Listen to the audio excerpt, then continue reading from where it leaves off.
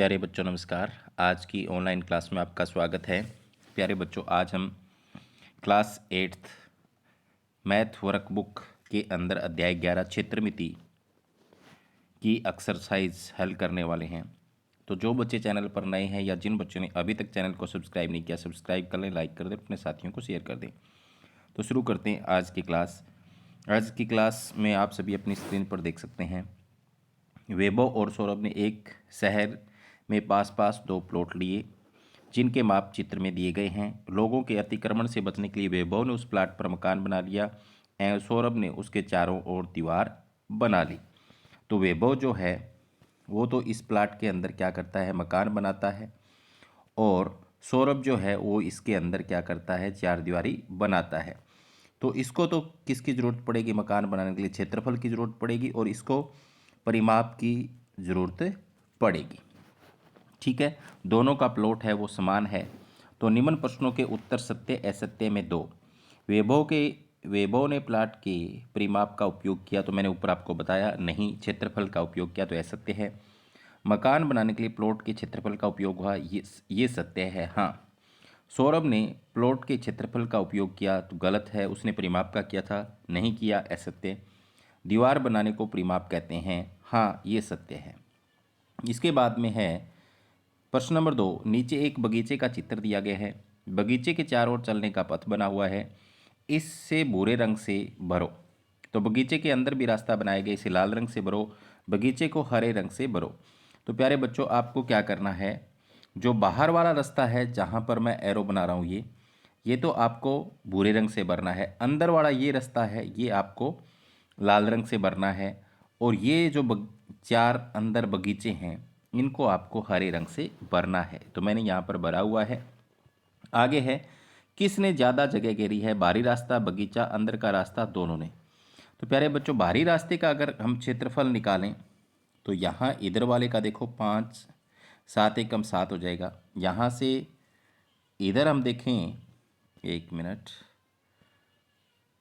इधर भी यहाँ तक ये 7 हो जाएगा, ये भी 7, और यहाँ बचेगा एक, इधर से कट जाएगा तो 9 हो जाएगा, इधर भी 9 और 9।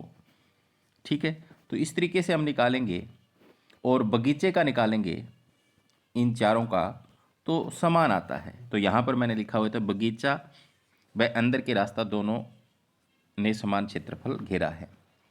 आगे प्रश्न नंबर 3। नीचे एक आयताकार मैदान का चित्र है, इसके चारों रास्ता बनाया गया है। पास ही खेत का चित्र है, इसके बीच में रास्ता बनाए गए हैं। रास्तों पर चौकोर पत्थर लगाए गए हैं। तो इन रास्तों पर तुम 1 सेंटीमीटर भुजा के वर्ग काटकर चिपकाओ। तो आपको क्या करना है, इन रास्तों के ऊपर 1-1 सेंटीमीटर के आपको ऐसे वर्ग काट करके चिपकाने हैं। तो तुम कितने वर्ग यहाँ पर चिपका सकोगे, तो पहला जो रास्ता है प्यारे बच्चों, एक मिनट,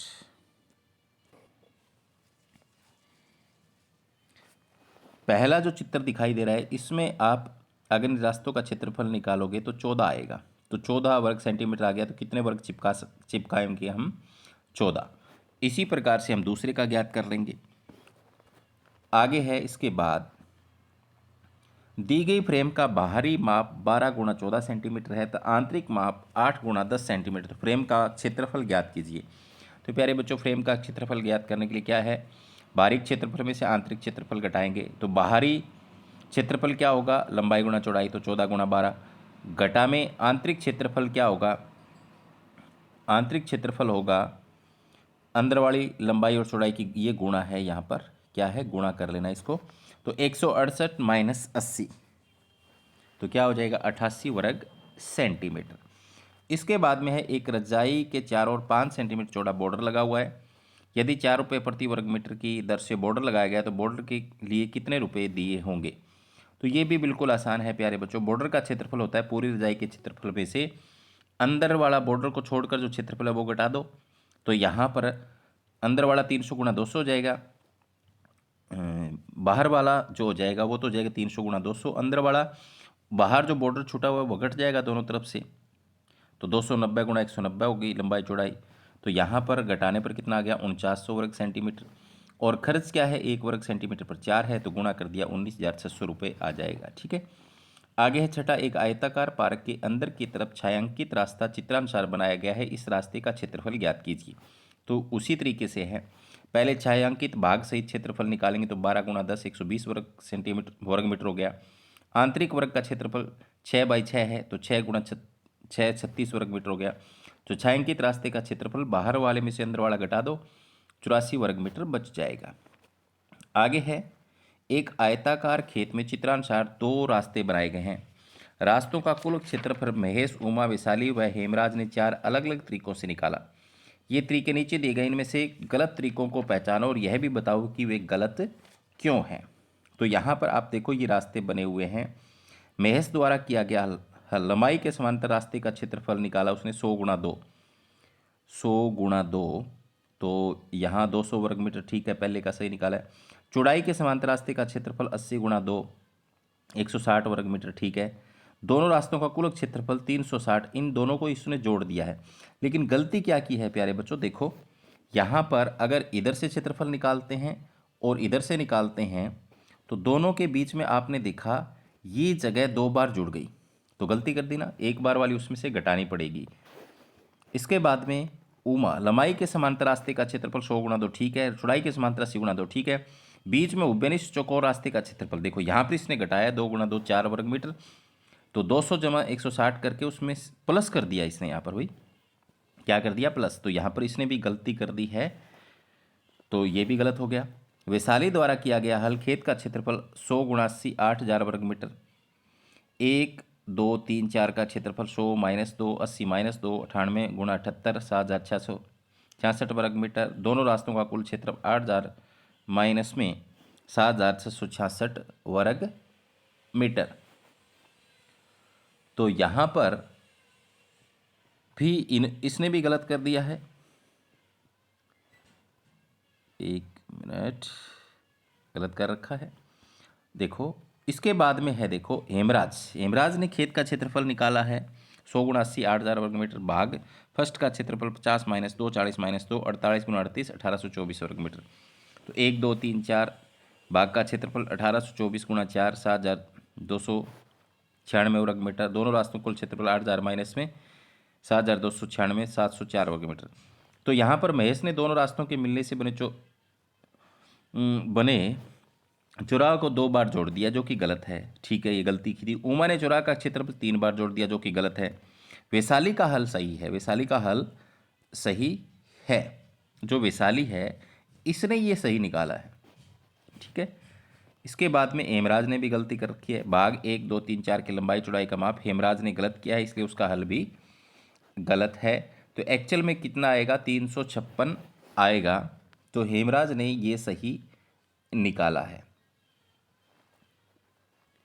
आगे चलते हैं। इसके बाद निम्न आकृतियों में छायांकित भागों के क्षेत्रफल ज्ञात कीजिए। तो प्यारे बच्चों, छायांकित भाग का क्षेत्रफल क्या हो जाएगा, 4 गुणा 4। जो भुजा है वो 1 मीटर दोनों तरफ से घट जाएगी तो एक वर्ग बच जाएगा, तो 4 गुणा 4 16 वर्ग मीटर आ जाएगा। दूसरे में एक तरफ से 3 घटेगी, एक तरफ से 2 घटेगी, तो 5 और 4 बच रहा है, एक आयत बच रहा है। तो ऐसे सीधा कर सकते हो। तो छायांकित भाग का क्षेत्रफल, पहले जो आयत था 6 गुणा 8 वाला, तो 8 6 48, अंदर जो बिना छाया वाला आयत है 5 गुणा 4, तो इसका घट जाएगा 48 - 20 28 वर्ग मीटर आ जाएगा। आगे इसके बाद में आगे भी है, छायांकित भाग का क्षेत्रफल निकालना है। तो मैंने यहाँ पर देखो बीच में लाइन खींच करके इनको डिवाइड किया हुआ है। छायांकित भाग का क्षेत्रफल ABCD का क्षेत्रफल प्लस में BQRS का क्षेत्रफल। तो यहाँ पर 4 गुणा 2 प्लस में 6 गुणा 2, तो 8 जमा 12 20 वर्ग मीटर हो जाएगा। इसके बाद में दूसरा है, उसमें 2 ऐसे छायांकित भाग बने हुए हैं और दोनों कितने बाई के हैं, 9 गुणा 2, तो 9 गुणा 2 के हैं, तो 18 18 36 वर्ग मीटर हो जाएगा। आगे है, चित्र में फर्श का एक डिजाइन दिखाया गया है जिसमें छायांकित भाग पर संगमरमर के पत्थर लगाए जाने हैं। बताइए 1 वर्ग मीटर के कितने पत्थर लगेंगे। तो छायांकित भाग का क्षेत्रफल हो जाएगा, एक तरफ से 5 गुणा 1 का रास्ता है, दूसरी तरफ से 5 गुणा 1 का रास्ता है, दोनों को जोड़ देंगे तो 10 हो जाएगा। बीच वाला 2 बार जोड़ रहा है, कौन सा, ये वाला, यहाँ से यहाँ तक, तो इसको 1 बार घटा दिया 1 गुणा 1 करके, तो 9 वर्ग मीटर आ जाएगा, यानी 9 पत्थर लगेंगे। शेष फर्श पर 1 वर्ग मीटर ग्रेनाइट के कितने पत्थर लगेंगे। तो शेष भाग का क्षेत्रफल क्या हो जाएगा, 8 गुणा 6, 8 गुणा 6 पूरे का निकाल के उसमें से 9 घटा देंगे, 39 वर्ग मीटर बच जाएगा। आगे चलते हैं। चित्रानुसार रंगोली में रंग भरें, तुम बताओ प्रत्येक रंग कितने क्षेत्र में भरा जाएगा। तो देखो स्पष्ट लिखा हुआ है नारंगी, चारों ओर रास्ते पर चौरस भरा हुआ है और बीच में एक वृत्त है। वृत्त के 4 भाग करके एक में पीला, लाल, लाल, पीला, हरा, हरा, बाहर बचा हुआ जो वर्ग है उसमें भरा हुआ है। तो वृत्त का क्षेत्रफल बटे 4 भाग कर देंगे उसके। तो वृत्त की जो त्रिज्या है वो क्या है, 7/2 डेसीमीटर हो जाएगी। तो 4 भाग करने के लिए पहले से ही 1/4 लगा दिया, गुणा में 22/7 और क्षेत्रफल का सूत्र होता है पाई आर स्क्वायर। तो आर 2 बार लिखा है, 22/7, 7/2, 7/2, हल किया तो 77/8 वर्ग डेसीमीटर आ गया लाल भाग का। तो दोनों लाल भाग का समान आएगा। आंतरिक वर्ग का क्षेत्रफल माइनस में वृत्त का क्षेत्रफल, अरे भाग का क्षेत्रफल निकालना है। तो अरा कहाँ पर है, एक वर्ग बना हुआ है उसमें से बीच वाला वृत्त घटाना पड़ेगा। तो वर्ग का तो हो जाएगा 7, 7 भुजा है उसकी, तो 7 का वर्ग माइनस में क्या हो जाएगा पाई आर स्क्वायर। तो 49 माइनस में 22/7 गुणा में 7/2, 7/2, तो 49/1 माइनस 70/2। तो लघुत्तम निकालने पर कितना आ गया, 21/2 वर्ग डेसीमीटर आ जाएगा। लाल का पीले का सेम होगा क्योंकि ये चारों भाग समान है। जब एक का हमने निकाल लिया तो ये चारों समान ही भाग हैं, ठीक है। तो इसका कितना है, 77/4 वर्ग डेसीमीटर। बड़े वर्ग का क्षेत्रफल माइनस में छोटे वर्ग का क्षेत्रफल, तो बड़ा वर्ग 9 गुणा 9 माइनस में 7 गुणा 7, तो 32 वर्ग डेसीमीटर बच जाएगा। ये नारंगी वाले भाग का क्षेत्रफल आ जाएगा, ठीक है। बड़े वर्ग में से छोटे वर्ग को घटाना है। आगे दी गई आकृति में रंगे गए भाग का क्षेत्रफल बताओ। तो प्यारे बच्चों एक वर्ग दिया गया है पहली आकृति के अंदर, यहाँ पर इसकी भुजा एक्स और एक्स है, तो एक्स गुणा एक्स, एक्स स्क्वायर माइनस में 4 चौकोर खाने इसमें से घटाने हैं। दूसरा एक आयत है, आयत में एक्स और वाई भुजा दी गई, तो लंबाई गुणा चौड़ाई, तो एक्स गुणा वाई एक्स वाई माइनस में 4 इसमें से घटाना है। दूसरा है यहाँ पर क्या है, देखो एक वर्ग दिया, वर्ग का यहाँ से आधा किया हुआ है, तो यहाँ पर एक्स और एक्स की गुणा एक्स स्क्वायर हो जाएगी, उसका बटा 2 आधा हो जाएगा। तो एक्स स्क्वायर बटा 2 किया हुआ, या बराबर 1/2 गुणा एक्स स्क्वायर ऐसे भी लिख सकते हो। दूसरा है उसमें एक भुजा दी नहीं गई है, तो ये यहाँ अपनी तरफ से आप लिख लेते हैं। तो लंबाई गुणा चौड़ाई यानी एक्स वाई बटा 2, तो ये भी क्या हो जाएगा 1/2 गुणा में एक्स गुणा वाई। नीचे दी गई आकृतियों का क्षेत्रफल ज्ञात करो। तो प्यारे बच्चों यहाँ पर जो क्षेत्रफल है हमने ज्ञात किया हुआ है, देखो कैसे इस आकृति का ज्ञात किया, 1/2 गुणा में आधार गुणा ऊंचाई। तो त्रिभुज है एक समकोण, इसके बाद में ये बीच में देखो ये वाला ये एक आयत है 10 गुणा 5, तो 10 गुणा 5। यहाँ पे ये देखो फिर त्रिभुज है 1/2 गुणा में आधार गुणा ऊंचाई 5 गुणा 5, तो सबका निकालने पर कितना आ गया 75 वर्ग मीटर। इसके बाद में आगे क्या है, दो बिंदुओं के मध्य दूरी 1 सेंटीमीटर है। तो यहाँ पर इन सबको हमने मिलाने पर आकृति बनी हुई है और ये खाने गिनने हैं, ठीक है। गिनने पर 3 तो पूरे हैं और 6 आधे हैं, तो 3 और 3 6 खाने बनेंगे पूरे, तो 6 वर्ग सेंटीमीटर इसका क्या हो जाएगा क्षेत्रफल हो जाएगा। इसके बाद में है एक समलम दिया हुआ है, समलम का क्षेत्रफल होता है 1/2 गुणा में आधार b1 जमा b2 गुणा ऊंचाई होता है। तो आधार b1 ये है पहला आधार, दूसरा आधार ये है और बीच की ऊंचाई 8 ये है। तो लिखा हुआ है और मैंने निकाला हुआ था 1/2 गुणा में ब्रैकेट 16 जमा 10 गुणा 8, तो क्या आ जाएगा 16 जम ये 2 से 8 कट गया 4 पर, 16 जमा 10 26 हो गया, 104 वर्ग सेंटीमीटर आ गया। एक कागज को बीच में से मोड़ो, अब इस पर एक समलम चतुर्भुज बनाओ व इसे काट लो। तो कागज पर आपको समलम चतुर्भुज बना करके काटनी है। इस तरह तुमको 2 सर्वांगसम समलम चतुर्भुज प्राप्त होंगे, इन्हें घुमाकर इस प्रकार रखो कि समांतर चतुर्भुज बने। तो यहाँ पर देखो ये रख दिया घुमाकर, समांतर चतुर्भुज बना। समांतर चतुर्भुज की तुलना में समलम चतुर्भुज का क्षेत्रफल कितना है, तो समांतर चतुर्भुज की तुलना में समलम का क्षेत्रफल आधा है, क्योंकि उसी को काट करके तो हमने बनाया था।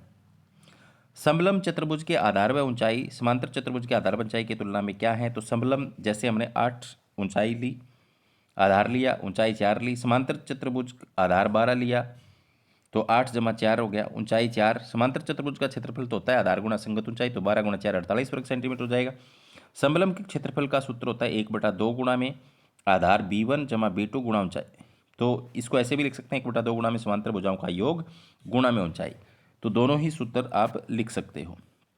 आगे है 13 भूरी लाल का प्लॉट नदी के किनारे बगीचे में है, तुम इसका क्षेत्रफल बनाओ। लगभग प्लॉट का क्षेत्रफल तो क्या है, ये एक समलंब के आकार का 1/2 गुणा में 24 जमा 33 गुणा 25, तो निकालने पर कितना आ गया 712.50 वर्ग मीटर। गतिविधि 2 किसी तिरछे चौकोर जमीन के टुकड़े को नापने के लिए उसका कागज का नमूना काटकर उसे एक वर्ग में बदलकर उसका क्षेत्रफल आसानी से नापा जा सकता है। यह देखो ऐसे।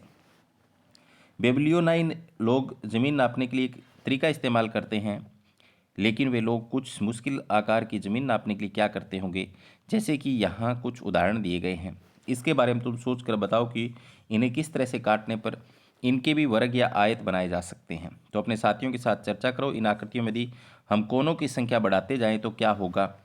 तो ये क्या है, आपको सीखना है भी हम इसका वर्ग कैसे ज्ञात करें। तो इसको ऐसे मिला लें, इसको ऐसे मिला लें, एक आयत बन जाएगा। दो त्रिभुज हैं, ये तो त्रिभुज है, इसका निकल जाएगा, ये भी त्रिभुज है, इसका सीधा निकाल लेंगे।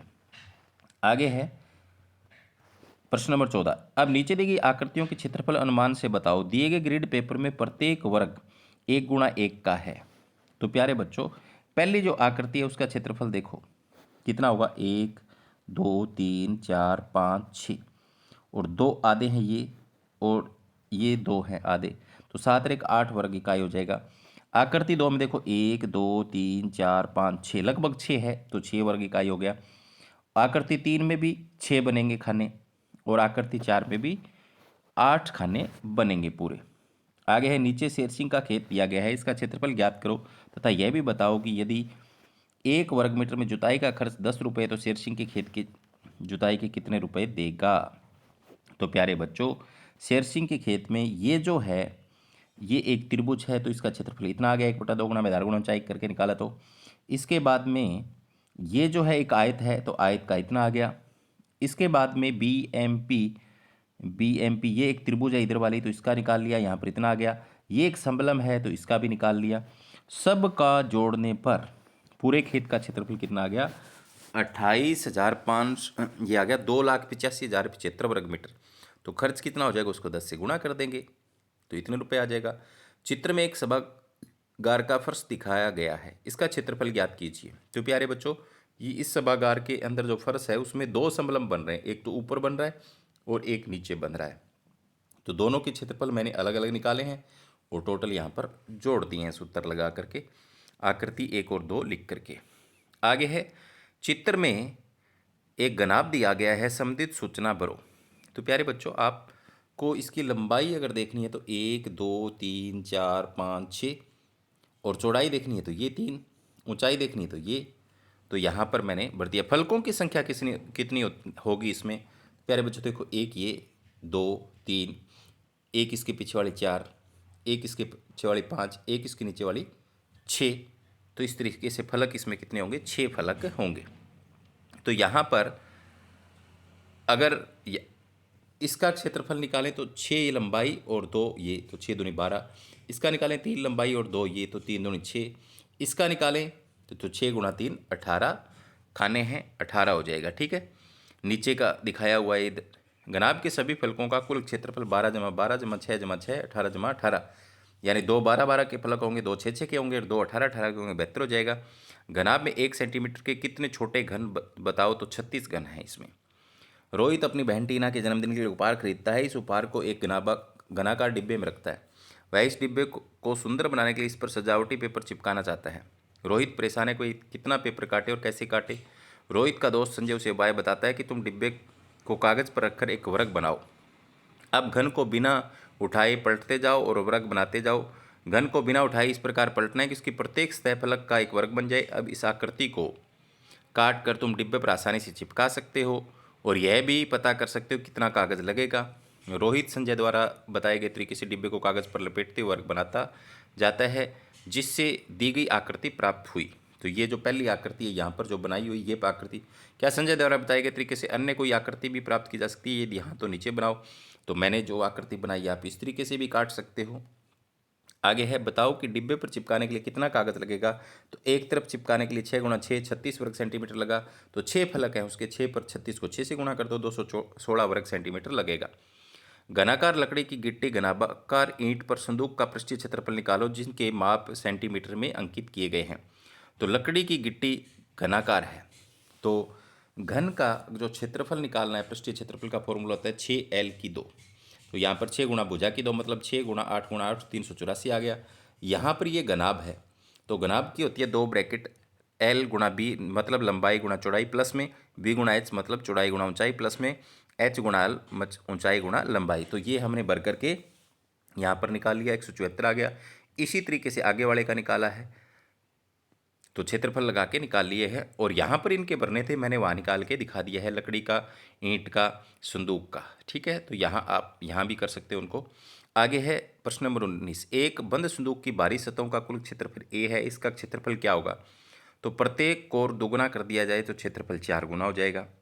प्रत्येक कोर तिगुना कर दिया जाए तो 9 गुना हो जाएगा। प्रत्येक कोर को K से गुना कर दिया जाए तो K² गुना हो जाएगा। ठीक है, तो देख सकते हो आप, एक बंद संदूक की बाहरी सतहों का कुल क्षेत्रफल A है, इसका क्षेत्रफल क्या होगा? तो ये मैंने यहाँ पर लिखे हुए जितने गुना हो गए। निम्न आकृतियों को बनाने में कितने घनों का उपयोग हुआ है? तो प्यारे बच्चों, नीचे वाली जो सतह देखो पूरी है, तो इसमें 25 है, इसके बाद में एक कम हुआ है 24 है, इसके बाद में यहाँ पर 3 और कम हुए हैं तो 21 है, इसके बाद वाले में यहाँ पर 4 कम हुए तो 16, इसके बाद में जैसे जैसे कम होते जा रहे हैं हम कम करते गए तो 95 घन लगेंगे। दूसरे वाले में आप देखो जो है, नीचे वाली में क्या है, अगर देखें तो 1 2 3 4 5 6 7 सातों सात 49 लगने थे, लेकिन नीचे तक एक कम है। और दूसरी में 9 कम हो गए, तीसरी में ऊपर तीसरी परत बची है सिर्फ 24 है, तो 112 घन लगेंगे। एक घन सेंटीमीटर के 48 घन लेकर 2 गुणा 3 गुणा 8 माप का घनाभ बनाया जाता है। तो ये घनाभ बना रखा है। इस घनाभ की विभिन्न फलकों के चित्र बनाओ। तो सामने की सतह का ये बनेगा, पीछे की सतह का ये बनेगा, ऊपरी सतह का ये बनेगा, पेंदे की सतह का एक जैसा बनेगा, बाईं और दाईं सतह का एक जैसा बनेगा। तो ये मैंने यहाँ पर बनाए हुए हैं। प्रत्येक सतह का क्षेत्रफल ज्ञात कीजिए। तो सामने व पीछे का 8 गुणा 2 8 दूना 16 जाएगा, ऊपर व नीचे का तो 8 गुणा 3 8 3 24 हो जाएगा। तो देख लो आप यहाँ पर, इसका तो ये 8 है ऐसे, ये 2 हैं तो 8 दूनी, ठीक है, ऐसे 8 8 दूनी। तो इसमें यहाँ पर क्या है, 8 गुणा 3 है, 8 गुणा 3 है, 8 गुणा 3 है। तो यहाँ पर मैंने निकाल करके दिखाए हुए हैं। घनाभ का कुल क्षेत्रफल क्या होगा? तो सभी को जोड़ दो तो 92 आया है। 48 घनों में कितने अलग अलग घनाभ बनाए जा सकते हैं? तो 9 घनाभ बनाए जा सकते हैं, और मैंने सबका तरीका लिखा हुआ है यहाँ पर, लंबाई गुणा चौड़ाई गुणा ऊंचाई लिखी हुई है। उनमें से सबसे अधिक पृष्ठीय क्षेत्रफल वाले घनाभ की लंबाई चौड़ाई और ऊंचाई बताओ। तो घनाभ की लंबाई 48, चौड़ाई 1, ऊंचाई 1 हो जाएगी। 24 घनों से बनाए जाने वाले उस घनाभ की लंबाई चौड़ाई ऊंचाई बताओ जिसका पृष्ठीय क्षेत्रफल सर्वाधिक हो। अपने उत्तर की प्रश्न संख्या 4 के उत्तर में से तुलना करो। तो लंबाई 24, चौड़ाई 2 और ऊंचाई 1 वाले की होगी। एक घनाभ की एक सतह का क्षेत्रफल 8 वर्ग सेंटीमीटर, तो घनाभ का आयतन क्या होगा? एक सतह का क्षेत्रफल दे रखा है, तो मतलब लंबाई गुणा चौड़ाई दे रखी है, गुणा h करना है। तो क्षेत्रफल आयतन का सूत्र होता है लंबाई गुणा चौड़ाई गुणा ऊंचाई। तो लंबाई गुणा चौड़ाई तो दे रखी है, 8 दे रखी है, तो 8 गुणा 10 80 घन सेंटीमीटर हो जाएगा। इसी प्रकार 8 गुणा 4 32 घन सेंटीमीटर हो जाएगा। मंजीत की परेशानी है कि आयतन को दुगना करने पर भुजाएं दुगनी नहीं होती। हरप्रीत ने कहा, यदि भुजाएं दुगनी कर दो तो मैं आयतन बता दूंगा, क्या तुम बता सकते हो भुजाएं दुगनी करने पर आयतन पर क्या फर्क पड़ेगा या कितना बढ़ेगा? तो माना घन की भुजा ए है, तो आयतन क्या होता है, ए गुणा ए गुणा ए की 3। घन की भुजा दुगनी करने पर 2a हो गई, तो आयतन 2a गुणा 2a गुणा 2a, तो 2 दूनी 4 4 दूनी 8, और a को 3 बार गुणा किया, a की 3, नया आयतन 8 गुना हो गया पहले का। इसके बाद में आगे है, निम्न आकृतियों के पृष्ठीय क्षेत्रफल व आयतन ज्ञात करो। तो पहली जो आकृति है वो घन है। घन के पृष्ठीय क्षेत्रफल का सूत्र होता है 6 गुणा भुजा की 2, तो 6 गुणा 2x की 2 गुणा करने पर 24x की 2 आ गया। आयतन का सूत्र होता है l की 3 यानी भुजा की 3, तो भुजा को 3 बार गुणा कर दिया, 8x की 3 आ गया। इसके बाद में घनाभ का होता है 2 ब्रैकेट लंबाई गुणा चौड़ाई प्लस में चौड़ाई गुणा ऊंचाई प्लस में ऊंचाई गुणा लंबाई, तो हमने यहाँ पर करके निकाला तो कितना आ गया, 126 x की 2। आयतन होता है लंबाई गुणा चौड़ाई गुणा ऊंचाई, तो तीनों की गुणा करने पर यहाँ पर आ गया 90 x की 3। नीचे दिए घनाभाकार पानी की टंकी का आयतन ज्ञात करो तथा पानी का आयतन भी बताओ। तो लंबाई गुणा चौड़ाई गुणा ऊंचाई आयतन का, घनाभाकार टंकी है तो तीनों की गुणा करने पर कितना आ गया, 48 घन मीटर। तो पानी का आयतन भी कितना होगा, 48 घन मीटर ही होगा। नीचे 1 सेंटीमीटर भुजा वाले 64 घनों को जमा कर एक घन बनाया गया है। एक सुरंग बनाने के लिए इसमें से कुछ घन हटा दिए गए हैं, बचे हुए ठोस का आयतन ज्ञात कीजिए। तो 4 घन ऊर्ध्वाधर हटाकर सुरंग बनाने पर पूरे घन का आयतन माइनस में 4 घनों का आयतन, तो पूरे घन का 4 गुणा 4 गुणा 4 64 होगा। और क्या घटाए हैं, 4 घन घटाए हैं। मान लो ये इस तरफ वाले घटा दे तो 4 इसमें से घट जाएंगे, तो 60 घन इकाई इसका बच जाएगा। 5 घन हटाने पर तो 64 माइनस 5 59 घन इकाई बच जाएगा। नीचे दी गई सभी डिब्बों के समान मात्रा में तेल भरा है, तुमको किसका पृष्ठीय क्षेत्रफल सबसे कम लगता है? तो मुझे यहाँ पर देखने पर बी का कम लगता है। प्रत्येक का क्षेत्रफल ज्ञात करो, पता लगाओ कि क्या तुम्हारा अनुमान सही है।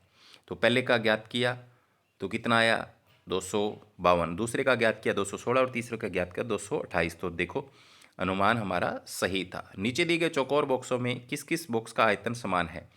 तो देखो पहले का 8 गुणा 2 गुणा 2 32, दूसरे का 3 गुणा 3 गुणा 3 27, और तीसरे का 6 3 2 36, 5 गुणा 2 गुणा 4 40। किसी का भी समान नहीं है यहाँ पर। तो आगे है एक आयताकार कागज लो, उसे मोड़ कर एक बेलन बनाओ। तो यहाँ पर एक आयताकार कागज है 22 बाई 7 का, अगर उसको 22 के हिसाब से मोड़ते हैं तो ऐसा बेलन बनता है। इस आयत का क्षेत्रफल क्या होगा? तो 22 गुणा 7 154 होगा। इस प्रकार के बेलन की ऊंचाई कितनी होगी? 7 होगी। बेलन के आधार की आकृति क्या होगी? छायांकित करो। तो गोल होगी, वर्ताकार होगी। ठीक है, ये यहाँ पर कैसी होगी? वर्ताकार होगी, ऊपर वाली ये। आधार का परिमाप क्या हो जाएगा? मतलब परिधि 22 हो जाएगी। बेलन के वक्र पृष्ठ का क्षेत्रफल 154 हो जाएगा, जितना इस आयत का था। बेलन के वक्र पृष्ठीय क्षेत्रफल तो आयत के क्षेत्रफल में क्या संबंध है? क्योंकि इसे को मोड़कर बनाया तो दोनों के समान होंगे। एक बेलन के आधार की त्रिज्या r था, ऊंचाई h है, तो बेलन के आधार का क्षेत्रफल क्या होगा? तो पाई आर स्क्वायर होगा, क्योंकि वृत्ताकार होता है आधार। आधार के क्षेत्रफल को ऊंचाई से गुणा करने तो हमें क्या प्राप्त होता है? अगर पाई आर स्क्वायर को h से गुणा कर दें तो हमें आयतन प्राप्त होगा, क्योंकि आयतन का फॉर्मूला, इसको अगर h से गुणा कर देना तो फॉर्मूला किसका आ जाएगा? आयतन का आ जाएगा। आयतन की इकाई घन में क्यों लिखी जाती है, वर्ग में क्यों नहीं? चर्चा करो। आयतन ज्ञात करते समय हम 3 विमाओं लंबाई चौड़ाई और ऊंचाई की गुणा करते हैं, इसलिए आयतन को घन इकाई में लिखा जाता है। इसके बाद में आगे है, रीना सीमेंट के पाइप के टुकड़े से खिलौना बनाना चाहती है, उसे रंगती है। तुम बताओ उसने कहाँ कहाँ रंग करना पड़ेगा? तो पाइप के चारों तरफ, पाइप के ऊपर नीचे, पाइप के अंदर भी। वे सभी पृष्ठ किन किन आकृतियों के होंगे? पाइप के चारों की आकृति खोलने पर आयत बनेगी। पाइप के नीचे वर्ताकार है। यदि पाइप के अंदर की त्रिज्या r1, बाहरी त्रिज्या r2 तथा ऊंचाई h हो तो उन पृष्ठों का क्षेत्रफल क्या होगा? तो बाहरी पृष्ठ का क्षेत्रफल तो बाहरी त्रिज्या शामिल करनी पड़ेगी, तो 2 पाई r2h। आंतरिक पृष्ठ का क्षेत्रफल तो आंतरिक त्रिज्या शामिल करनी पड़ेगी, 2 पाई r1h। नीचे और ऊपर के पृष्ठ का क्षेत्रफल तो क्या हो जाएगा? नीचे और ऊपर के पृष्ठ का क्षेत्रफल हमें निकालने के लिए क्या करना पड़ेगा? 2 pi into r2 square minus r1 square होगा, क्योंकि जो इस तरीके से बनेगा, ये इस तरीके से। आगे है पाइप का संपूर्ण पृष्ठीय क्षेत्रफल, तो 2 पाई r2h प्लस में 2 पाई r1h प्लस में 2 pi bracket r2 square minus r1 square. यदि बेलन ठोस हो तो उसके कुल कितने पृष्ठ होंगे? उदाहरण भी दें। 3 बंद पाइप हो तो ऊपरी निचला वक्र पृष्ठ। एक बेलनाकार स्तंभ का व्यास 50 सेंटीमीटर है और उसकी ऊंचाई 3.5 मीटर है।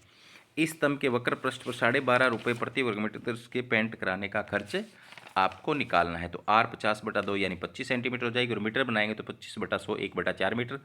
ऊंचाई h 3.5 क्या है? मीटर में दी हुई है। तो वक्र पृष्ठ के क्षेत्रफल का सूत्र होता है 2 पाई RH। मान भरने पर निकाला तो कितना आ गया? 11/4 वर्ग मीटर। तो वक्र पृष्ठ पर पेंट का खर्च 11/4 गुणा में 12.5 से गुणा करेंगे तो यहाँ पर गुणा करने पर कितना आ जाएगा? 78.75 रुपये आ जाएगा। आगे चलते हैं। इसके बाद में 34वां, 8 वर्ग मीटर धातु की चादर, एक चादर से 1 मीटर ऊंची और 140 सेंटीमीटर व्यास नली की एक बंद टंकी बनाई जाती है। कितनी चादर बच जाएगी बताओ? तो ऊंचाई उसकी है 1, आर कितनी हो जाएगी? 140/2 यानी 70 सेंटीमीटर। 70 का मीटर बनाएंगे सेंटीमीटर का, तो 70/100 यानी 7/10 मीटर। टंकी का संपूर्ण पृष्ठीय क्षेत्रफल होता है 2 पाई आर, ब्रैकेट में आर जब मान भर के हमने निकाला तो कितना आ गया? 7.48 वर्ग मीटर आ गया। और जो हमारे पास चादर थी उसका 8 था, तो 8 में से घटा लेंगे तो 8 - 7 4 8 ऊपर मैंने घटाया है कॉर्नर में, देखो 0.52 वर्ग मीटर बच गया। यदि एक बेलन को इस प्रकार बदला गया कि इसकी त्रिज्या दुगनी हो तथा ऊंचाई दुगनी हो गई हो, यदि पुराना बेलन 80 रुपये की दर से बेचा जाता है तो नए बेलनों के दाम का अनुमान लगाओ। तो पहले का आयतन पाई आर स्क्वायर एच। दूसरे का दुगना करने पर आर को 2r बीच में ब्रैकेट में 2 बार होगी तो 4 पाई आर स्क्वायर एच हो गया। तीसरे का क्या होगा, देखो यहाँ पर 2r स्क्वायर गुणा में ऊंचाई भी डबल हो गई यहाँ पर, तो 8 पाई आर स्क्वायर एच आ जाएगा। पहले बेलन को बेचा जाता है 80 रुपये में, दूसरे को कितने में, 4 गुना उसका हो रहा है, तो 8 चुके 32, और दूसरे में 8 गुना हो रहा है तो 8 ये हो जाएगा 8 8 64। यहाँ पर एक 22 गुणा 11 सेंटीमीटर की आयताकार शीट लो, इसमें एक लंबाई के अनुदिश मोड़ो था, इसका आयतन ज्ञात करो। अगर लंबाई के अनुदिश मोड़ेंगे तो ऊंचाई h 11, परिधि 2 पाई आर एन 22, तो त्रिज्या r। तो इसका आयतन वाला फॉर्मूला निकाल के जब हम निकालेंगे भर के तो क्या आ जाएगा, तो 423.50 घन सेंटीमीटर। अब इसी शीट को चौड़ाई के अनुदिश मोड़ते हैं तो h 22, तो 2 पाई आर परिधि होती है, तो आर परिधि वाले से निकालेंगे तो आर आ गई 7/4। आयतन का फॉर्मूला तो 211.75 घन सेंटीमीटर आएगा। दोनों में से कब आयतन अधिक होता है, जब बेलन को लंबाई के अनुदिश मोड़कर बनाया जाता है तब होता है। तो प्यारे बच्चों, यहाँ पर मैंने कोशिश की है वीडियो लंबी ना हो। आप यहाँ पर इस वीडियो में पॉज कर करके आपको अगर कहीं पर समझ नहीं आ रहा है तो पॉज कर लें, उसको आसानी से देखें। मैंने एक एक चीज़ लिखी हुई है, तो फिर भी अगर आपको समझ में नहीं आता है तो आप अपने क्लास इंचार्ज क्लास टीचर से पूछ सकते हो, जो आपको सब्जेक्ट पढ़ाते हैं उनसे पूछ सकते हो। तो कमेंट सेक्शन में मुझे भी मैसेज कर सकते हो। तो आज की क्लास में इतना ही, धन्यवाद।